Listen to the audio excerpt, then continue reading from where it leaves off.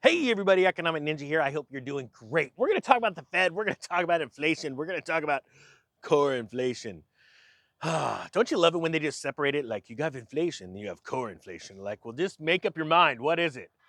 Is it the real inflation or the real inflation? I mean, I hate this crap. But hey, just so you know, real quick before we start, because we're going to talk about how dirty the economy is. One of these days, how cool would it be if some big company like Milwaukee Tools went out and said, "Hey, we want to actually sponsor you in your channel because you're actually putting out real news and not crap fake news." And we're not like the Bud Light or the Jack Daniels of this world trying to push an agenda. And why not just sponsor the Ninja and we'll just hand them the box? All I got to do is read from your box. That sounded weird. But point being is that how cool would that be? So if any of you guys work for Milwaukee Tools or something really cool like that, and you want to sponsor the Ninja channel, just send me a box and a lot of money. That'd be so cool. I'm just throwing that out there to the universe. All right, let's talk about how dirty the economy is and the inflation and how we got to clean it up. Because things can be clean, but if they got spots, I'm just joking. This is not sponsored content, but you get the idea. You get the gist of where the Ninja wants to go. I want to be the weirdest dude in the world, just reading news from boxes. Some of these days I gotta actually go dumpster diving for a Bud crap box because that's all they're worth now, and do one from there from an actual dumpster of how dirty this whole economy is. All right, anyway, this story is out of Zero Hedge. It's entitled "The Fed's Impact on Core Inflation May Be Too Little, Too Late." Do you think so? How do you like that? How do you like being the Fed? You're in an interview. You're like you're applying for the. Let's pretend you're Janet Yellen. 1977. This young just excited lady out there just wanting to take on the world and make life in banking. So going straight to the top, first job ever. I'm going to the Fed. You sit down. It's like, so tell us about yourself. Well, I'm really good at, history. I like reading history books. Oh well, you've pretty much gotten hired right here. Yeah, I like history, and I like to not tell you things ahead of time. What's your hobbies? I'm into secrets. Oh, we're gonna hire you. That's what they do at the Fed. They love people that are secretive and only know the past, and they don't really like to tell you the future because they know what happened in the past, and then they know they're going to be able to get one over on you because nobody else, pays attention to the past. All right. Anyway, I digress.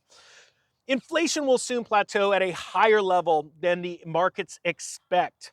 But this is historically not a sufficient reason to prevent the Fed from cutting. Isn't that right? I've been saying this forever. The Fed is not in the job of doing things preemptively. They're not offensive, they're defensive. Isn't it so much easier to be able to prove that you're always right when you actually don't break something that's not broken? No, wait, don't fix something that's not broken. Come on, ninjas, get some coffee. Hey, McDonald's, sponsorship is open. The side hustle is a little slow. We need to make some more money. There's nothing in that coffee, I swear, other than creamer. All right. It's just so funny because the Federal Reserve, and I'm just sitting here cracking myself up. Most people don't get it. You guys get it. You get it. You, the very, I mean, there's only a few of us. There's only a couple 100,000 of us.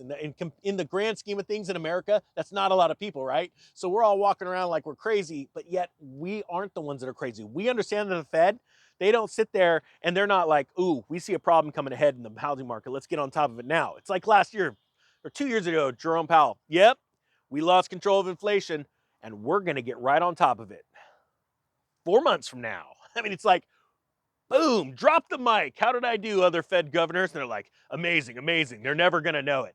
They're never going to know that we really broke the system and that we want it to actually break more. Whew, I know it's a long tangent, but people need to get this through their heads. Knee-jerk flattenings in the yield curve from higher than expected inflation should eventually lead to re-steppings. Today's data is expected to show a continuation of the trend in falling headline CPI, but stubborn core inflation expected to rise to 5.6% from 5.5%. Now, we already have the data out, right? We got it. Inflation was a lot lower than expectations, but it was still higher. Okay, I want people to understand it's still higher. So the Wall Street was like, oh, this is good. The Fed's getting on top of it. They're breaking the backbone of the consumer. They're destroying the economy. No, they're not actually saying that, but they're saying things like they're doing their job. No, they're not. They broke in the first place. Little side note: anyone ever heard of JP Sears? What is it? Awaken with JP. Great channel. Great. I love the satire, the comedy. If you guys watch that channel, please go on there and comment. The Economic Ninja wants to do a skit with you, and I will fly out to his place in Texas. I will literally spend days working on skits. It's what I used to do when I was younger. I want to do sketches on the economy and the Fed, and I want to be Jerome Powell and Janet Yellen. I want to play both those parts. Like I was I was born for this. So please go over to his channel and hashtag the heck out of him. Economic Ninja wants to do a sketch with you. That'll get us the idea. Thank you, Ninja Nation. Because we need to sometimes use comedy and satire to be able to get across our points to people and literally get the truth to them. Now, we already know that the Fed is in the process of completely destroying the economy, and they want this so that they could buy your house and rent it back to you. I'm not joking. That's the big plan. 30,000 square foot picture, destroy you. All right. When we look at the Ninja's plan, educate you, show you how they want to destroy you. Take all of their opportunities. Like, I want you guys to buy up every piece of real estate you can, all right? BlackRock, literally, I put a video out on my other channel, The Real Estate Ninja, about BlackRock's plan. They have raised money, the largest fund of its kind ever, to literally take advantage of the downturn in commercial real estate and residential real estate. This is very, very serious, okay? The San Francisco Fed splits core PCE into cyclical and acyclical inflation. Don't you love it? Let's put another letter in front of cyclical, and we'll confuse them all. Very simply, cyclical inflation are those inputs most correlated to Fed policy, and acyclical is anything left, which means logic. That's what it means. Let's stick with acyclical.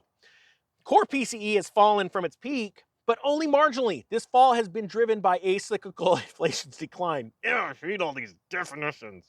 While cyclical inflation remains at its highs, this tells us that the long and variable lags of the Fed's policy have yet to have a direct impact on core inflation. Point being, we ain't anywhere close to being done yet.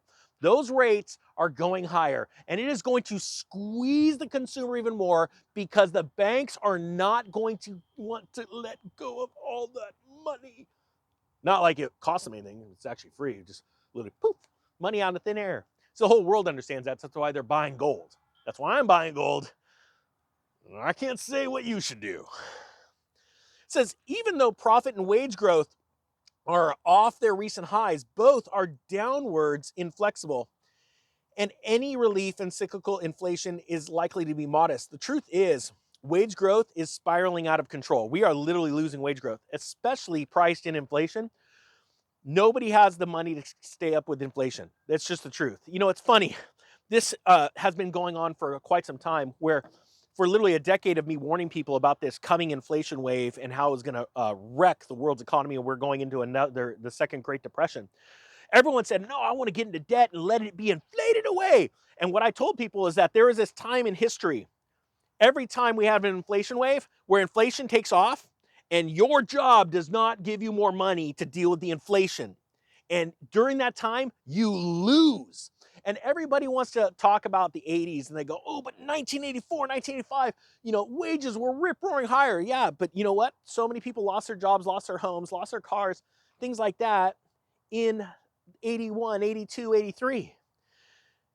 Because the late 70s, is when inflation was rip-roaring. And people don't remember that. But I hope that there are people that are watching this channel that are old enough to remember this, that can put it in the comment section what it was like in 1980, 1981, when people lost everything they had. And I want people to understand that time, that is not something you gamble with. You don't go running out and getting a ton of debt. You want to be on the other side. You want to be out of debt, have your credit score ready to rock and roll, because when everybody else is losing their houses, you walk into the banks and you go, let me see your foreclosure list. And they show you the list of homes being foreclosed on. You say, I'll just take over payments on that one, on this one. You're about to see in real estate in the next few years, loans become assumable. That was something that was really big in the early 80s, and it wasn't after a while going into the 90s and the 2000s. Why? Because interest rates were on the downward cycle. So they weren't assumable loans. They didn't have those anymore. You're about to see those again, because there's going to be, honestly, no way for banks to get rid of homes or people to sell their homes. It's a very, very sad thing.